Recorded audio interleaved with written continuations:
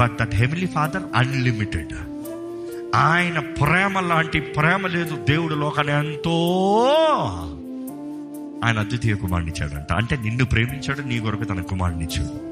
ఆయన ఎంత ప్రేమిస్తున్నాడు, ఎంత ఓర్పు కలిగి ఉన్నాడు, ఎంత దీర్ఘశాంతం కలిగి ఉన్నాడు. ఆయన క్షణమాత్ర కోపం అంట 99.99999999999999% పేషెన్స్, 0.0000001. ఆయన అంత కోపం చూపిస్తానే నువ్వు అల్లాడిపోతున్నావు. ఆయన అసలు చూస్తే బ్రతకలమా మనం? ఆవిరి వంటిది జీవితం. ఇంతలో కనబడి అంతలో మాయమయ్యేది. ఆయన ఉప్పు అంటే అయిపోయిందంట. బైబిల్ ఉంటుంది కదా, ఆయన ఊదడం అనడానికి అయిపోయిందంట. ఆయన నోరు కూడా తెరవక్కర్లే. సో ఆయన మహత్కార్యాలు, ఆయన శక్తి, ఆయన ప్రభావం ఎంతో ఘనమైనది.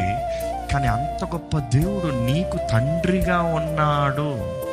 నిన్ను ప్రేమించి ఆయన కుమారుని నీకు అనుగ్రహించి పడిపోయిన మనల్ని, నిత్య అగ్నిలోకి పోవాల్సిన మనల్ని వెతకి రక్షిస్తానికి ఆయన ప్రియ కుమారుని అనుగ్రహించి నీకు కృప చూపించాడు. ఈరోజు కృప సిద్ధంగా ఉంది. కృపలోకి రావాలి నువ్వు, అంతే. కృపను పొందుకోవాలి నువ్వు. కొన్నిసార్లు కొంతమందికి హెల్ప్ చేద్దామని మనం చెయ్యి ఎత్తుతాం హెల్ప్కి. కొంతమంది ఈగోయిస్టిక్ ఏం చేస్తారు చూడు, రారు, తీసుకోరు. ఎవడు ప్రాబ్లం? ఇచ్చేవాడు ప్రాబ్లమా? తీసుకునేవాడు ప్రాబ్లం.